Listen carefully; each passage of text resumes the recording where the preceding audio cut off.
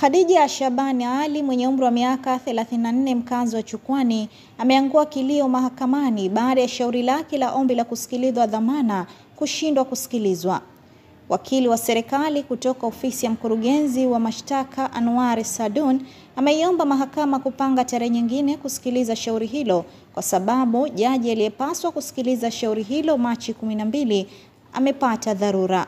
Maelezo hayo yametolewa mbele ya naibu mrajisi wa mahakama hiyo Faraji Shomari ambaye amekubali kuahirisha kesi hiyo ambayo imepangwa kusikilizwa tena Machi 26 mwaka huu.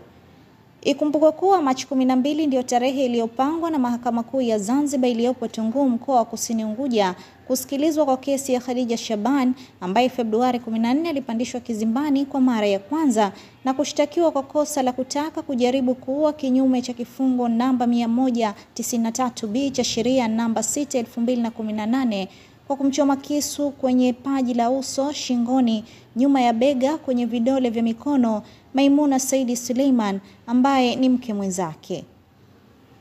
Salma Amor, FP Media. Vijana wa vikundi vya mazingira Zanzibar, changamkieni fursa ya shilingi milioni 2 hadi 12 kwa ajili ya miradi ya mabadiliko ya tabia nchi kwa vijana inayosimamiwa na jiji la Zanzibar. Omba kupitia link au fika ofisi za jiji.